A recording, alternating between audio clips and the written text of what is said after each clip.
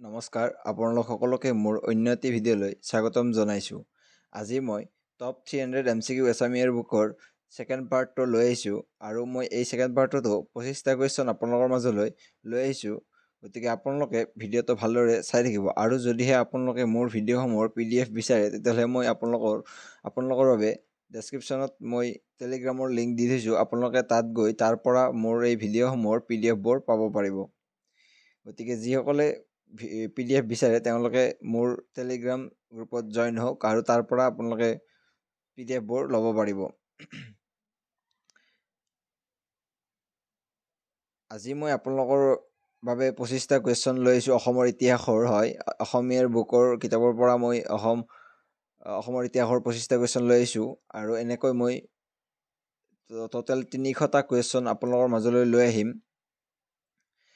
যদিহে আপোনালোকে মোৰ ভিডিঅ'সমূহ ভাল পায় তেতিয়াহ'লে প্লিজ তলত কমেণ্ট কৰি মোক জনাব আৰু তেতিয়া মই আগলৈ ভিডিঅ' বনাবৰ বাবে সাহস পাওঁ। গতিকে আপোনালোকে প্লিজ কমেণ্ট কৰি তলত জনাব আপোনালোক এই ভিডিঅ'বোৰ লাগিব নে নালাগে, তলত কমেণ্ট কৰি জনাব। এতিয়া আহক আমি দেৰি নকৰি প্ৰশ্নসমূহলৈ আগবাঢ়ো।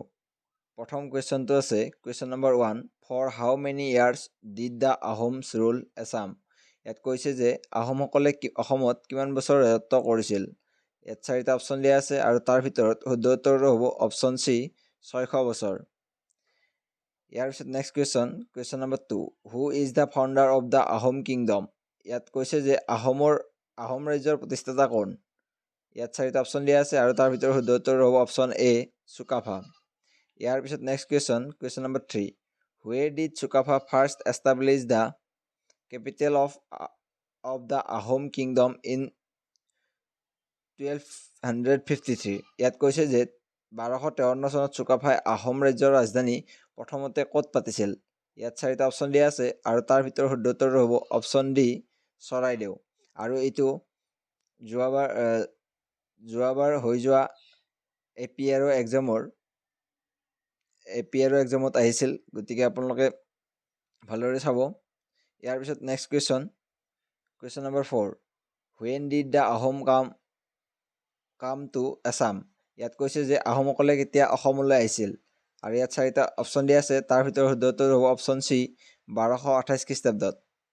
ইয়াৰ পিছত next question number 5, when did Sukaphaa die. ইয়াত কৈছে যে চুকাফাৰ মৃত্যু কেতিয়া হৈছিল আৰু ইয়াৰ শুদ্ধ উত্তৰ হ'ব অপশ্যন বি 1268 খ্ৰীষ্টাব্দত।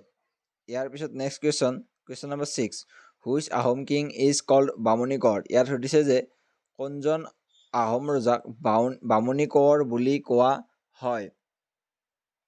ইয়াত 4টা অপশ্যন দিয়া আছে আৰু তাৰ ভিতৰত শুদ্ধ উত্তৰটো হ'ব অপশ্যন এ চুডাংভা। ইয়াৰ পিছত next question number 7, which Ahom king was the first to convert to Hinduism. ইয়াত কৈছে যে কোনজন আহোম ৰজাই পোনপ্ৰথম হিন্দু ধৰ্ম গ্ৰহণ কৰিছিল। ইয়াত 4টা অপশ্যন দিয়া আছে আৰু তাৰ ভিতৰত শুদ্ধ উত্তৰ হ'ব অপশ্যন চি চুহুংমুং।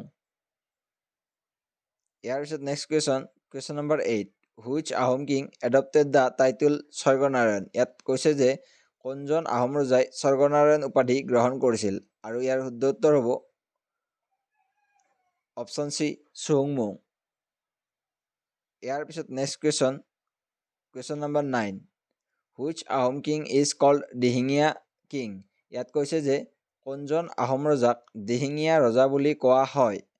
ইয়াত 4টা অপশ্যন দিয়া আছে আৰু তাৰ ভিতৰত শুদ্ধ উত্তৰ হ'ব অপশ্যন এ চুহুংমুং। চুহুংমুঙক দিহিঙীয়া ৰজা বুলিও কোৱা হয়। ইয়াৰ পিছত next question number 10, which Ahom king created the post of বৰপাত্ৰৰ গোহাঁই। ইয়াত কৈছে যে কোনজন আহোম ৰজাই বৰপাত্ৰৰ গোহাঁই পদৰ সৃষ্টি কৰিছিল আৰু ইয়াত 4টা অপশ্যন দিয়া আছে, তাৰ ভিতৰত শুদ্ধ উত্তৰ হ'ব অপশ্যন চি চুহুংমুং। Next question number 11, which Ahom king raise the Ahom capital to Garhgaon. ইয়াত কৈছে যে কোনজন আহোম ৰজাই আহোমৰ ৰাজধানী গড়গাঁৱলৈ তুলি নিছিল আৰু ইয়াত 4টা অপশ্যন দিয়া আছে আৰু তাৰ ভিতৰত শুদ্ধ উত্তৰ হ'ব অপশ্যন বি চুকলেনমুং। ইয়াৰ পিছত next question number 12, what was the Hindu name of Susenphaa. ইয়াত কৈছে যে চুচেনফাৰ হিন্দু নাম কি আছিল। ইয়াত 4টা অপশ্যন দিয়া আছে আৰু ইয়াৰ ভিতৰত শুদ্ধ উত্তৰ হ'ব অপশ্যন বি প্ৰতাপ সিংহ। ইয়াৰ পিছত next question number 13 which Ahom king created the verses Borphukan and Borbarua. ইয়াত কৈছে যে কোনজন আহোম ৰজাই বৰফুকন আৰু বৰবৰুৱা পদ দুটাৰ সৃষ্টি কৰিছিল। আৰু ইয়াত 4টা অপশ্যন দিয়া আছে আৰু তাৰ ভিতৰত শুদ্ধ উত্তৰ হ'ব অপশ্যন চি প্ৰতাপ সিংহ। ইয়াৰ পিছত next question number 14 who was the first commander of Ahom to hold the post of Borphukan. ইয়াত কৈছে যে বৰফুকন পদত অধিষ্ঠিত হোৱা আহোমৰ প্ৰথমগৰাকী সেনাপতি কোন আছিল। ইয়াত 4টা অপশ্যন দিয়া আছে আৰু তাৰ ভিতৰত শুদ্ধ উত্তৰ হ'ব অপশ্যন বি লাঙি পানীহিয়া বৰফুকন। ইয়াৰ পিছত next question number 15 who is the first person to hold the post of Borbarua. ইয়াত কৈছে যে বৰবৰুৱা পদত প্ৰথমে অধিষ্ঠিত হোৱা ব্যক্তিজন কোন।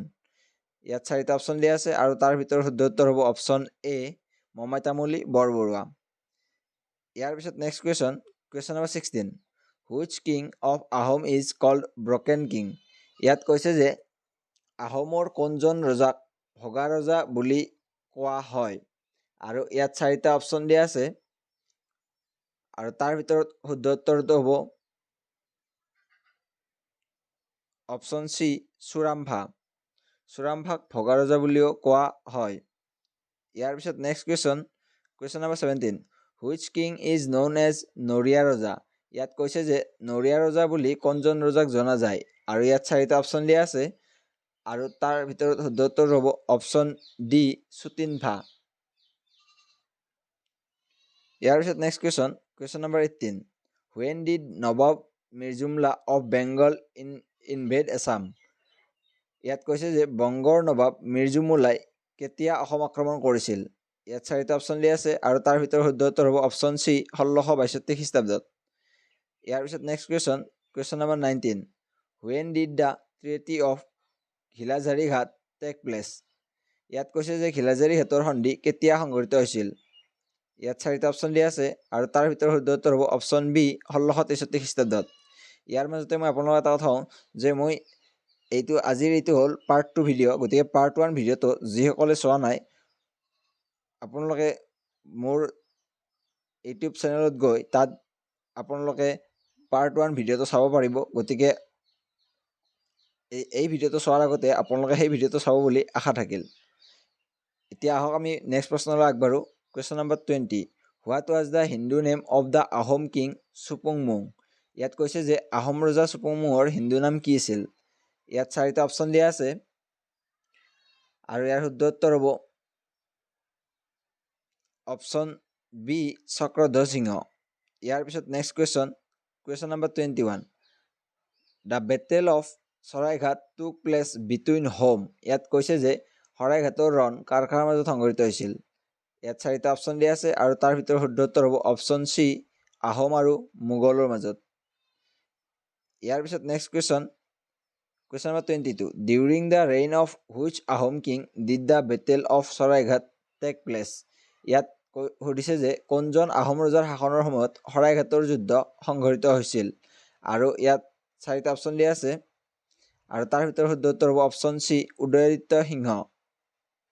ইয়াৰ পিছত next question number 23 who was the commander of the Mughals in the battle of Saraighat. ইয়াত সুধিছে যে শৰাইঘাটৰ যুদ্ধত মোগলৰ সেনাপতি কোন আছিল। ইয়াত 4টা অপশ্যন দিয়া আছে আৰু তাৰ ভিতৰত শুদ্ধ উত্তৰ হ'ব অপশ্যন বি ৰামসিংহ।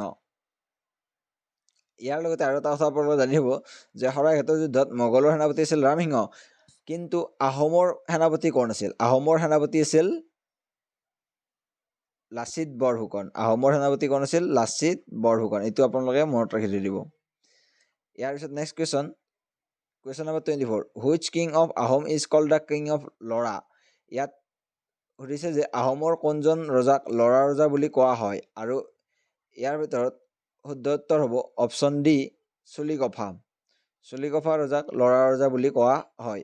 ইয়াৰ আপোনালোকে এটা কথা জানি থব যে শৰাইঘাটৰ যুদ্ধ 1671 খ্ৰীষ্টাব্দত হৈছিল। এইটো আপোনালোকে মনত ৰাখি দিব।